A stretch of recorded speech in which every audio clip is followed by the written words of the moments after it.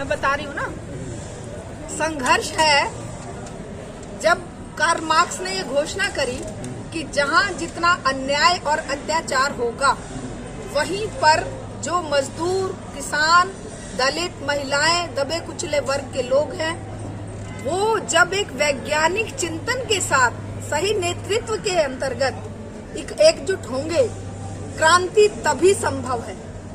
वो काम करने का आज तक नेतृत्व मयस्सर नहीं हुआ। रशिया में हुआ और रशिया में वो क्रांति सफल भी हुई, 70 साल बढ़िया चला भी, लेकिन वहाँ के लोगों ने संघर्ष छोड़ दिया। जब आदमी संघर्ष से पीछे हट जाएगा तब उसका पतन हो जाएगा, तब वो गिरावट पर चला जाएगा। चीन के लोगों ने संघर्ष छोड़ दिया, चीन फिर से पूंजीवादी हो गया है, लेकिन क्यूबा के लोगों ने संघर्ष नहीं छोड़ा है। क्यूबा अभी भी साम्यवादी विचारों पर चल रहा है। और कार्ल मार्क्स ने एक और बात कही थी कि जब तक पूरे विश्व में नेतृत्व नहीं उभरेगा, ये संभव नहीं है कि किसी एक जगह पर मार्क्सवाद सफल हो जाए, क्योंकि उसके चारों तरफ की जो फोर्सेज है उसको सफल होने नहीं देंगी। एक और बात कार्ल मार्क्स की आप लिख कर रखिए, पूरे संसार में यही मैं बता रही हूँ। कार्ल मार्क्स ने कहा कि पूंजीवादी ताकतें जो है ना, पूंजीवाद अपने आप में ही, मेरे और आपके चाहने से पूंजीवाद का पतन होगा, ये संभव नहीं है। पूंजीवाद के अंदर अपने आप में ही अंतर्निहित कमजोरियां और दुर्गुण इसे खत्म करेंगे। पूंजीवाद टिका हुआ है मानव के द्वारा मानव का शोषण, जबकि समाजवाद और साम्यवाद टिका हुआ है समानता के आधार पर। जो जितना योगदान देता है वो उतना ही उसके लिए हिस्सेदार है। जिसका जितना योगदान और जिसकी जितनी आवश्यकताएं, सबकी न्यूनतम आवश्यकताओं की पूर्ति, और बिना काम करे किसी के हाथ को, पेट को खाना नहीं। हर हाथ को काम, हर सर पे छत, हर इंसान का इलाज और हर बच्चे को शिक्षा, ये साम्यवादी सिद्धांत का पहला धर्म है। लेकिन पूंजीवाद अगर कोई काम करेगा तो जी एक्स्ट्रा काम करेगा, वो एक्स्ट्रा बेनिफिट पाएगा। ये बहुत गलत कंसेप्शन भेजा जा रहा है लोगों में कि भाई कोई कितना ही कर ले बराबर नहीं। बराबर की बात वहाँ पर है कि भाई एक मिनिमम रिक्वायरमेंट सबकी पूरी होंगी, लेकिन अगर कोई एक्स्ट्रा ऑर्डिनरी, कोई इंटेलिजेंट है, कोई एक्स्ट्रा ऑर्डिनरी मेहनती है, एक्स्ट्रा ऑर्डिनरी किसी का योगदान है, तो उसे एक्स्ट्रा ऑर्डिनरी बेनिफिट भी है। तो क्या अपने श्रम की पूंजी का संचयन कर सकता है वो? संचयन की जरूरत कहाँ पड़ेगी? आप संचयन किस काम के लिए करते हैं? अपने बच्चों के लिए नहीं, कोई एक्स्ट्रा मेहनत करता है, हाँ। एक्स्ट्रा लेबर करता है और उससे अपना जो मेहनत करता है उसकी टर्म में वो अपना कुछ पैसा इकट्ठा करता है, संपत्ति इकट्ठा करता है। आप किसके लिए करोगे? अपनी औलाद के लिए ना। लेकिन वो साम्यवाद नहीं, वो तो उसकी लिबर्टी है ज्यादा मेहनत करने वाले की। लिबर्टी, आप किस चीज को लिबर्टी मानते हैं? वो लिबर्टी ये है कि उस पैसे का वो अपनी खोज में यूज करे, अनुसंधान में यूज करे।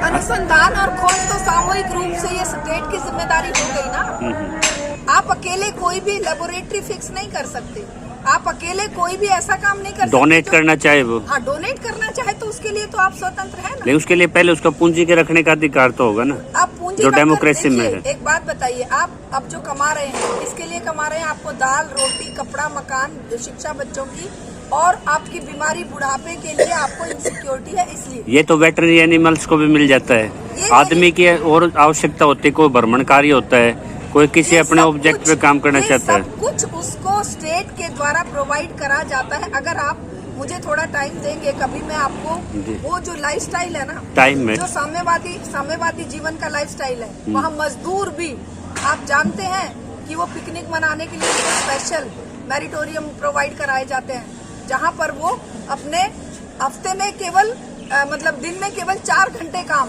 मतलब आपके सिस्टम में व्यक्ति की जो वरीयताएं हैं, प्रायोरिटी है, वो आपका सिस्टम तय करेगा। लेकिन डेमोक्रेसी में एक लिबर्टी ये है कि वो अपने व्यक्तिगत उससे तय कर सकता है। व्यक्ति की सारी प्रायोरिटी तय होती है सामूहिकता के साथ। जो प्रायोरिटी आपकी है वो मेरी भी है।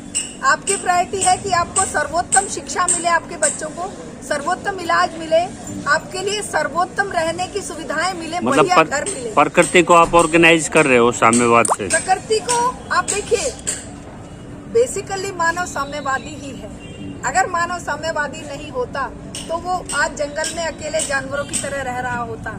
मानव का जीवन ही साम्यवाद का प्रतीक है, क्योंकि वो परिवार में पैदा होता है। ये कपड़ा जो मैं पहन रही हूँ अकेले नहीं बना सकती मैं, ये सारा सब कुछ मुझे समाज ने दिया है।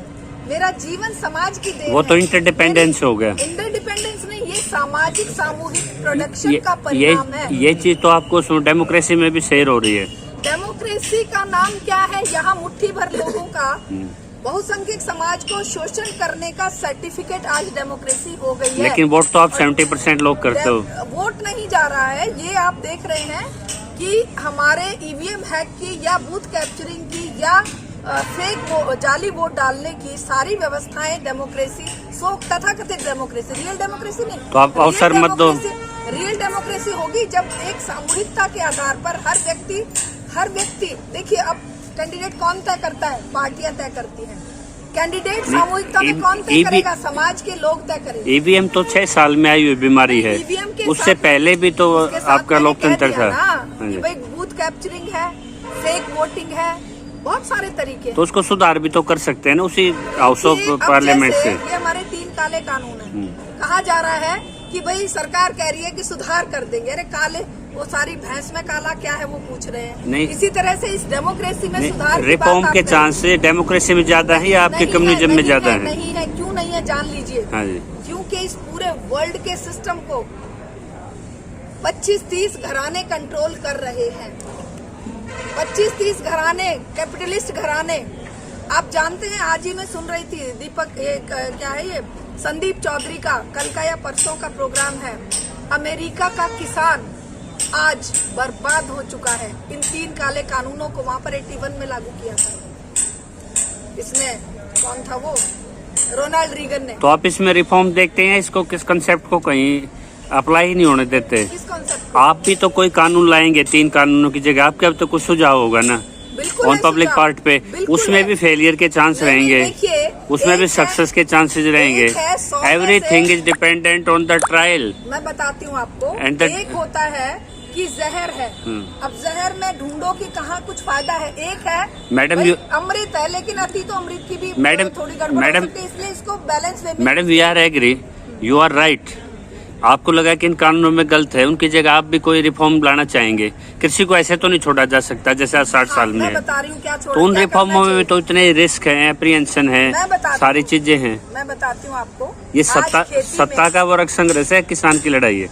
ये मैं बताती हूँ, आज खेती में बहुत जबरदस्त सुधारों की जरूरत है, लेकिन वो सुधार किसान की सहमति से, किसान की सहायता से, उसकी खेती को इंटैक्ट रखते हुए, उसकी मेहनत का वाजिब दाम देते हुए सुधार की जरूरत है। आपको पता है मूल्य निर्धारण जो आयोग है CAPC, जो MSP तय करता है, उसमें किसानों की सहमति होती है। और आपको पता है लागत बढ़ी है, डीजल वीजल से, पेस्टिसाइड, हर चीज से लागत बढ़ी, आपको ही पता है। उस लागत को खाली 50 रुपए दिखाया गया है, वहाँ भी किसानों की भागीदारी है। जब किसान भागीदारी अपनी किसी दूसरे के हाथों में छोड़ दे, किसान के नाम पे कामरेड के हाथों में छोड़ दे, बीजेपी किसान सेल के हाथों में छोड़ दे, किसान संघ के हाथों में छोड़ दे, कांग्रेस सेल के हाथों में छोड़ दे, तो ऐसे नतीजे आएंगे। ये इस आंदोलन उसी का तो तोड़ है। आंदोलन पे क्यों उतरे? क्योंकि अगर वहाँ पर धोखा हो रहा है 70 सालों से, अगर मान लो उस किसान को आज तक उसको समर्थन मूल्य 6% लोगों को ही मिल रहा है। मैं ऑनेस्टली एक क्वेश्चन पूछता हूँ, क्या ये आंदोलन कामरेडों की कॉल पे खड़ा हुआ? देखिए, कॉमरेड अकेले कोई आंदोलन खड़ा करने की इतनी कैपेसिटी रखते तो शायद कई स्टेट में कॉमरेड सत्ता में होते, पहले कर चुके होते। लेकिन एक बात जरूर है कि जो क्या भूमिका रहेगी दिल में है, हाँ जी, जो दर्द साम्यवादी चिंतन धारा वाले लोगों के दिल में, मजदूर, किसान, महिला, दलित, OBC के लिए उन लोगों के दिल में है ना, वो दर्द किसी और बीजेपी, कांग्रेस, आम आदमी हो ही नहीं सकता, वो तो नहीं है, हो नहीं सकता। इसलिए एक जो नेतृत्व है ना, ये आंदोलन कब का बिखर गया होता है। जैसे जाट आंदोलन को इन्होंने बर्बाद किया, ये कब का बिखर गया होता। किसने बर्बाद किया? बर्बाद जिसने खड़ा करवाया उसी ने बर्बाद करवाया। किसने खड़ा किया भाई? खड़ा देखिए, मेरी अपनी सोच है, हर हाथ को काम, हर पेट को रोटी। नहीं, जाट आंदोलन किसने खड़ा करवाया? जाट आंदोलन गुमराह करके खड़ा करवाया। किसने करवाया? अब ये इन ताकतों ने खड़ा करवाया, पूंजीवादी ताकतों ने। ये ताकतें किस बात पर ध्यान नहीं जाने देती? सुनिए जरा, मैं बताऊं। ये पूंजीवादी ताकतें झूठ, फूट और लूट पर टिकी हुई है। झूठ क्या बोलेंगी? हम तुम्हारे लिए आरक्षण कर देंगे, हम तुम्हें इतनी सीटों पे नौकरी दे देंगे, मैडम तुम्हारी नौकरी तो ओबीसी SC ST ले गए, तुम भी ओबीसी में आ जाओ। ये झूठ हुआ ना। और फिर फूट आप ये जो नीचे वाले तबके वाले SC ST है ना, ये थारी नौकरी खा गए, जबकि नौकरियां तो ये खुद खत्म कर रहे हैं। अच्छा, गुमराह किया। गुमराह होके वो युवा लड़के ये नहीं देख रहे हैं, वो ये नहीं जान रहे हैं कि भाई लड़ाई हम आज जैसे किसान लड़ रहा है, किसान कह रहा है भाई मैं रोटी की लड़ाई लड़ रहा हूँ, रोजगार की लड़ाई के लिए जिस दिन जाट या जिस दिन ब्राह्मण या जिस दिन दलित या जिस दिन महिलाएं नौकरी रोजगार के लिए सड़क पर आएंगे, उस दिन उनकी सफलता को कोई नहीं बिखेर सकता। अब किसान आ गया मैडम, खेत किसानी पे जाति धर्म से ऊपर उठ के। अब इसमें कामरेडों की क्या भूमिका रहेगी? मैं बता रही हूँ ना, मैं उस बात तक आप 31 की बातचीत में भी हैं। मैं उस बात तक आ रही हूँ। कॉमरेड की भूमिका इतनी है कि ये उस दर्द को महसूस करते हुए इस आंदोलनकारी हमारे भाइयों को एक दिशा दे रहा है। लड़ेंगे ये खुद। जी जी जी। कोई भी लड़ाई मैं नहीं लड़ सकती, इनके बदले की लड़ाई मैं नहीं लड़ सकती। लड़ाई लड़ेगा आम आदमी खुद। लेकिन इनका बातचीत लड़ेगा, महिला लड़ेगी, किसान लड़ेगा, मजदूर मैडम इसका बातचीत से हल निकलेगा। ज्यादातर लोगों की राय ये है, 90% जो यहाँ भी बैठे हैं या शहर में आपको सुन भी रहे हैं, कि बातचीत की टेबल पे सरकार और किसानों से निकलेगा। जो डिप्लोमेटिक हल निकलेगा, क्या उससे कामरेड सहमत होंगे? देखिए, डिप्लोमेसी का मतलब क्या है? डिप्लोमेटिक हल जो निकलेगा। डिप्लोमेटिक हल में आप क्या चाहेंगे कि किसान जो है कुछ बातों पे एग्री हो जाए और सरकार कुछ बातें मान ले? ऐसा कैसे होगा? 3 कानूनों में से मतलब एक ही कानून पर अड़े हुए हैं। उससे आप लोग सहमत नहीं हैं? ये जो MSP है उसकी गारंटी दे दो। MSP की गारंटी देते ही तीनों कानून अपने आप ढीले पड़ जाएंगे। मैं बात मान गया आपकी। जो भी टेबल पे जो हल निकलेगा, पॉलिटिकल हल निकलेगा, वो क्या उससे आप लोगों को ये युग परिवर्तन हो जाएगा या कम्युनिज्म जैसा सपना देख रहे हैं, क्या वो साकार हो जाएगा उसके तुरंत बाद? देखिए, ये जो कम्युनिज्म और जो समाजवादी व्यवस्था है ना, ये किसी के सपने देखने से नहीं होती। नहीं, आप तो मैच्योरिटी पे हो। आप तो पहले मैं बात बता रही हूँ, ये एक प्रकृति का नियम और प्रोसेस है। जो मैंने कहा कि कार्ल मार्क्स ने कहा, स्थायी कुछ भी नहीं है। स्थायी ये पूंजीवाद भी नहीं है, स्थायी मोदी भी नहीं है, और स्थायी ये आंदोलन भी नहीं है। नहीं, लड़ेंगे भाई, आप दिशा निर्देश करेंगे। लेकिन क्या आप संतुष्ट होंगे उस डिप्लोमेटिक हल से? देखिए, ये कुछ बातें तुम छोड़ो, कुछ हम छोड़े, बीच का रास्ता निकाल लो, चलो आंदोलन निपटा लेते हैं। जवाब दे रही हूँ मैं। हाँ जी। ये आंदोलन आंदोलनों की पहली कड़ी है। ये आंदोलन आज अगर समझौता हो भी जाए ना, तो आप ये समझिए कि इस आंदोलन ने एक जो बेरोजगार 30 करोड़ के करीब, क्या और ज्यादा, मैं तो कम संख्या, मोदी जी आपसे डरते हैं जी। बेरोजगार लोग हैं। मोदी जी आपसे इसलिए डरते हैं, उनको पता है इस आंदोलन में अगर तुमने बात मान ली, कामरेड दूसरा आंदोलन खड़ा कर देंगे। करेंगे, क्यों नहीं करेंगे? आप बताइए, क्या बेरोजगार वो डरते हैं कि वो थैंक्स नहीं करेंगे, दूसरा आंदोलन ले आएंगे। अगर वो ये आंदोलन सफल हो असफल हो, इससे कोई फर्क नहीं पड़ता। आंदोलन खड़े होने लाजमी है, इसलिए वो आंदोलन जीवियों से डरते हैं। शिक्षा के क्षेत्र में बेचा जा रहा है सब कुछ। क्या हम चुप बैठे हैं? छात्रों और टीचर्स और प्रिंसिपल क्या चुप बैठे? मतलब आज मेरा युवा सुसाइड कर रहा है रोजगार के बिना, हम चुप बैठे? मेरी बेटियां सड़क पर रोज हत्याएं हो रही हैं, रेप हो रहे हैं, क्या हम चुप बैठे? मेरा किसान रोज आत्महत्याएं कर रहा है, मेरा मजदूर जो 44 कानून जो सदियों तक संघर्ष करके खून बहाकर प्राप्त किए थे, 4 कोड में बदल दिए, क्या वो चुप बैठे? तो क्या हम उन्हें कहें कि तुम चुप बैठ तो जाओ? क्या पूरे भारत में आप कोई ऐसे स्टेट बता सकते हो जहाँ आपका ये सपनों का डेमोक्रेटिक सोशलिस्ट? कोई स्टेट नहीं है, मैं बता रही हूँ। भारत वर्ल्ड में कोई देश हो जो आप जिसको मॉडल बता दें? मैं बता रही हूँ आपको, क्यूबा चले जाइए। मतलब क्यूबा सा देश है, क्यूबा को भारत बनाया जा सकता है। भारत क्यूबा से सीखे है, क्यूबा भारत से सीखे? देखिए, क्यूबा को भारत को बहुत कुछ क्यूबा से सीखने की जरूरत है। और अब ये जो भारत का कम्युनिज्म है ना, भारत के कम्युनिस्ट जो है, चाहे CPI, CPI-ML, इन्होंने आपके 36 संगठन है, कांग्रेस की आड़ में बैठकर अपने आप को बदनाम किया है। आपके 36 संगठन, मैडम किस पे विश्वास करें? देखिए, विश्वास आप कार्ल मार्क्स में करिए, किसी संगठन में मत करिए। तो वो थ्योरी तक तो ठीक है, लेकिन जब प्रैक्टिकल में आओगे तो आप 36 में बट गए। प्रैक्टिकल भी बिल्कुल 100% सच और सही है। कहाँ इम्प्लीमेंट हुआ आपका?